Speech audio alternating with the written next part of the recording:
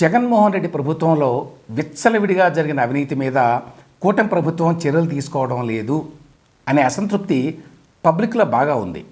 అయితే చంద్రబాబు నాయుడు ప్రభుత్వం తాజాగా చాలా కేసులు పెట్టింది. ఈ కేసులు చూస్తే ఆ మాట అనుకోవడం కరెక్ట్ కాదు అని చెప్పొచ్చు. ఉదాహరణకి జగన్ ప్రభుత్వ హయాంలో సమాచార పౌర సంబంధాల శాఖ కమిషనర్గా పనిచేసిన తుమ్మా విజయకుమార్ రెడ్డి మీద, అట్లాగే సిఐడి చీఫ్గా పనిచేసిన ఎన్ సంజయ్ మీద ఏసీబీ తాజాగా కేసులు పెట్టింది.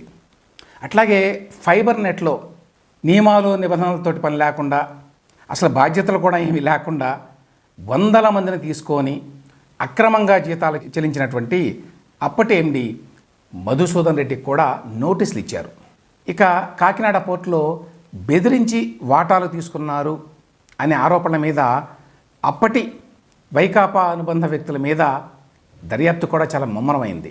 వీటికి సంబంధించి మరిన్ని వివరాలు చెప్తాను నేను. ప్రభుత్వంలో ఏదైనా సర్వీస్కి లేకపోతే ప్రొడక్ట్కి రేటు పెంచండి అని ఎవరైనా అడిగితే అది దాదాపుగా జరగదు. అట్లాంటిది సాక్షి పత్రిక విషయంలో ప్రకటనకు సంబంధించి వాళ్ళు అడిగిన దానికంటే ఇంకా ఎక్కువ రేట్లు పెంచి మరీ డబ్బులు చెల్లించినటువంటి ఘనత తుమ్మా విజయకుమార్ రెడ్డి గారిది. ఈయన్ని కేంద్ర సర్వీసుల నుంచి జగన్మోహన్ రెడ్డి గారు తెచ్చుకున్నారు. ఆ విధేయతను ప్రదర్శించి ఆయన సాక్షి పత్రికకి మొత్తం ప్రకటనలో 43% ఇచ్చారు. అంతేకాదు సాక్షి యాజమాన్యం చదరపు సెంటీమీటర్కి 2,626 రూపాయలు కావాలి అని అడిగితే విజయకుమార్ రెడ్డి గారు ఎంతో ఉదారంగా 2,917 రూపాయలు టారిఫ్గా నిర్ణయించారు. జగన్ ప్రభుత్వ హయాంలో మొత్తం 859 కోట్ల రూపాయల విలువైన ప్రకటనల్ని పత్రికలకు ఇచ్చారు. అందులో ఒక్క సాక్షికి మాత్రమే 371 కోట్లు అంటే 43% ప్రకటనలు ఇచ్చారు. సాక్షికి ఎప్పటికప్పుడు డబ్బులు ఇచ్చేశారు. ఇట్లా అడ్వర్టైజ్మెంట్ వేయడం, అట్లా డబ్బులు ఇవ్వడం. ఈనాడుకి మాత్రం ఏదైతే తెలుగులో నెంబర్ 1 పత్రికో ఆ పత్రిక మాత్రం భారీగా బకాయిలు పెట్టారు. ఒక్క బిల్లు కూడా చెల్లించాల. దీంతో మాకు అసలు మీ ప్రకటనలే వద్దు అని చెప్పి చివరి 2 ఏళ్ళు అంటే 2017, 18 ఆ ప్రాంతంలో ఈనాడు అసలు వాళ్ళ ప్రకటనలనే తిరస్కరించింది. ఇక మరొక ఇంపార్టెంట్ తెలుగు పత్రిక అయినటువంటి ఆంధ్రజ్యోతికి 5 ఏళ్లలో జగన్మోహన్ రెడ్డి ప్రభుత్వం రూపాయి ప్రకటన కూడా ఇవ్వాల. టీవీల విషయానికి వస్తే సింహభాగం ప్రకటనలు సాక్షి టీవీ ఛానల్కే ఇచ్చారు. ఈటీవీ, ఏబిఎన్, టీవీ5 ఛానళ్ళని పూర్తిగా పక్కన పెట్టేశారు. అంతేకాదు సాక్షి మీడియా ఉద్యోగుల్ని కాంట్రాక్ట్ కింద తీసుకున్నట్టు చూపించి భారీ ఎత్తున ప్రభుత్వం నుంచి జీతాలు చెల్లించారు. ఐఎండ్పిఆర్ కింద 117 మందికి, అట్లాగే డిజిటల్ కార్పొరేషన్ అని ఉంది దాని పేరుతోటి ఇంకొక 137 మందికి, అంటే మొత్తం 254 మందికి అవుట్సోర్సింగ్ ఉద్యోగుల పేరుతోటి నెల జీతాలు ఇచ్చారు. ఉదాహరణకు చెప్పాలంటే ప్రస్తుతం అరెస్ట్ అయ్యి జైల్లో ఉన్నటువంటి వైసీపీ యాక్టివిస్టు ఇంటూరి రవికిరణ్ అనే ఆయన ఎన్నడూ ప్రభుత్వంలో పనిచేయాల, ఆయన పార్టీ కోసం పనిచేసుకున్నాడు. అయినా కూడా ఆయనకి ఐఎండ్పిఆర్లో ఉద్యోగి అని చెప్పి జీతం ఇచ్చారు అనేటువంటి ఆరోపణలు ఉన్నాయి. సో వీటన్నిటి మీద విజిలెన్స్ ఎంక్వైరీ జరిగింది. విజిలెన్స్ ఎంక్వైరీ తర్వాత ఈ జరిగిన అక్రమాలన్నిటికీ బాధ్యుడిగా తుమ్మా విజయకుమార్ రెడ్డి మీద ప్రభుత్వం ఏసీబీ కేసు నమోదు చేసింది. ఆయన ప్రస్తుతం స్టేట్ నుంచి వెనక్కి వెళ్ళిపోయి కేంద్ర సర్వీసుల్లో ఉన్నాడు అనుకోండి. అయినా కూడా ఈ విచారణ అయితే జరుగుతుంది. ఇక ఫైబర్ నెట్లో కూడా ఇదే తంతు జరిగింది. ఫైబర్ నెట్ని ఏ ఉద్దేశంతో పెట్టారో ఆ పని చేయకుండా ఇందులో కూడా వందల మందికి కాంట్రాక్ట్ పేరుతోటి వైసీపీకి కావాల్సిన వాళ్ళకి ఉద్యోగాలు ఇచ్చారు. అంతకుముందు అంటే 2019 వరకు ఫైబర్ నెట్లో నెలకి 40 లక్షల రూపాయలు జీతాల బిల్లు ఉండేది. వైసీపీ వారు వచ్చిన తర్వాత ఆ బిల్లుని 4 కోట్ల రూపాయలు చేశారు.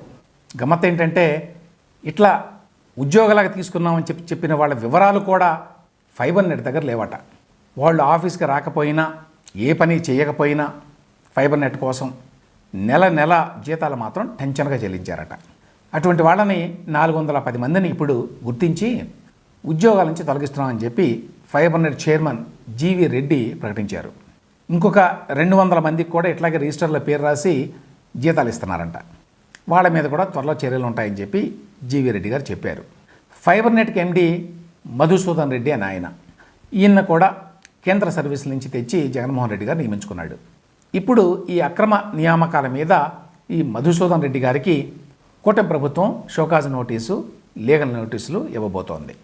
ఈ విషయాన్ని కూడా జీవీ రెడ్డి గారే చెప్పారు. ఈ పరంపరలో తాజాగా ఏసీబీ కేసు నమోదైన మరొక వ్యక్తి సీనియర్ ఐపీఎస్ అధికారి ఎన్ సంజయ్. వైకాపా ప్రభుత్వంలో సిఐడి చీఫ్గా అపాయింట్ కాకముందు ఆయన అగ్నిమాపక శాఖ డీజీగా ఉన్నాడు. ఆ హోదాలో ఆ తర్వాత సిఐడి చీఫ్ హోదాలో ఆయన 1,75,00,000 మేరకి నిధుల దుర్వినియోగానికి పాల్పడ్డారు అని చెప్పి ఇప్పుడు గుర్తించారు. సంజయ్ మీద వచ్చిన ఆరోపణల మీద విజిలెన్స్ అండ్ ఎన్ఫోర్స్మెంట్ విభాగం వాళ్ళు విచారణ జరిపి ఈ మధ్యనే ప్రభుత్వానికి ఒక నివేదిక సమర్పించారు. ఆ నివేదిక ఆధారంగా రాష్ట్ర ప్రభుత్వం ఏసీబీ విచారణకు ఆదేశించింది. దాంతోపాటు సంజయ్ని సస్పెండ్ చేసింది. ఇప్పుడు తాజాగా ఏసీబీ సంజయ్ గారి మీద కేసు కూడా నమోదు చేసింది. ఇక Kakinada port case. Kakinada port వ్యవహారంలో సిఐడి వాళ్ళు దర్యాప్తుని బాగా ముమ్మరం చేశారు. ఇందులో విజయసాయిరెడ్డి, విక్రాంతరెడ్డి అంటే సుబ్బారెడ్డి గారి కొడుకు, అట్లాగే పెనక శరచంద్రారెడ్డి అరబిందో కంపెనీ ఓనరు, అట్లాగే వీళ్ళకి సహకరించినటువంటి ఆడిటర్లు, వీళ్ళంతా కూడా ప్రధాన నిందితులు ఈ కేసులో. ఈ కేసులో కీలకమైన అంశం ఏంటంటే Kakinada port, Kakinada SEZ owner అయినటువంటి కేవీ రావు అనే ఆయన్ని బెదిరించడానికి వీళ్ళు ఎంచుకున్న మార్గం.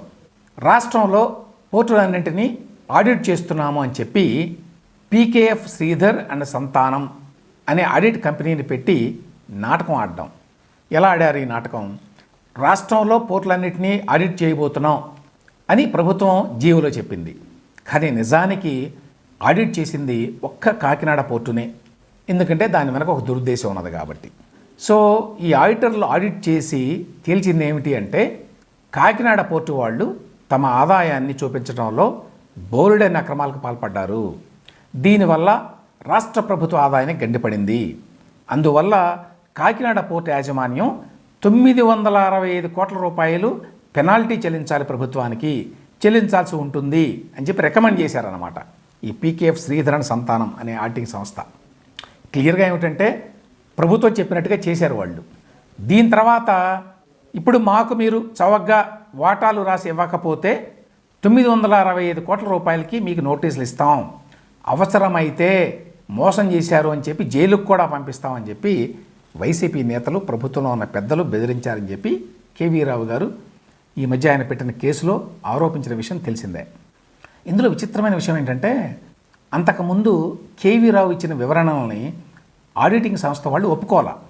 కానీ ఒకసారి వాటాలు చేతులు మారి కాకినాడ పోర్టు అస్మదీయుల పరం కాగానే ఈ 965 కోట్లు కట్టాలి అన్నదాన్ని వాళ్ళు 9 కోట్ల రూపాయలకి దక్కించారు. అంటే విజయసాయిరెడ్డి అల్లుడి సోదరుడు పెనక శరచంద్రారెడ్డి చేతుల్లోకి పోర్టు రాగానే వేస్తామన్న ఫైను 965 కోట్ల నుంచి 9 కోట్ల రూపాయలకి తగ్గిందన్నమాట. ఇప్పుడు ఈ అంశం మీదనే సిఐడి దృష్టి సారించింది. పీకేఎఫ్ శ్రీధరన్ సంతానం ప్రతినిధుల్ని పిలిచి మొన్ననే గ్రిల్ కూడా చేసింది బాగా. శరచంద్రారెడ్డిని కూడా సిఐడి ఎదుట హాజరు కావాలని చెప్పి తాజాగా నోటీస్ కూడా ఇచ్చారు. సో ఆ రకంగా కాకినాడ పోర్టు వ్యవహారంలో కూడా దర్యాప్తు బాగా ఊపందుకుంది. ఆ రకంగా చాలా అంశాల్లో కూటమి ప్రభుత్వం యాక్టివ్గా ఉంది అని చెప్పి చెప్పుకోవాలి. అయితే జగన్ ప్రభుత్వంలో జరిగిన అరాచకాలు, అవినీతితో పోలిస్తే ఈ అంశాలన్నీ చిన్న చిన్నవి. ఆనాటి ప్రభుత్వంలోని అవినీతి అనికొండల మీద చంద్రబాబు నాయుడు ప్రభుత్వం ఇంతవరకు సరిగ్గా దృష్టి సారించలేదు అని విమర్శలు ఉన్నాయి. ఒక మాట మాత్రం నిజం, జగన్మోహన్ రెడ్డి మీద అయితే కూటమి ప్రభుత్వం ఇంతవరకు అవినీతికి సంబంధించి ఒక్క కేసు కూడా పెట్టల. ఆయన మీద ప్రస్తుతం ఉన్న ఏకైక కేసు రఘురామకృష్ణరాజు గారు పెట్టింది అంతే. ఎందుకు జగన్మోహన్ రెడ్డి గారి మీద ఇంతవరకు ఎటువంటి అవినీతి కేసు పెట్టలేదు కూటమి ప్రభుత్వం అని అంటే ఈ లిక్కర్, మైన్స్, శాండ్ ఇట్లాంటి అంశాల మీద ఇంకా ప్రభుత్వం లోతైన దర్యాప్తు జరపకపోవడమే అని చెప్తున్నారు. వీటన్నిటి మీద దర్యాప్తు కొనసాగుతోంది ప్రస్తుతం. అన్ని ఆధారాలు సేకరించిన తర్వాత జగన్ మీద కేసులు పెట్టడానికి ప్రభుత్వం రెడీ అవుతుంది అని చెప్పి టీడీపీ నాయకులు చెప్పేది.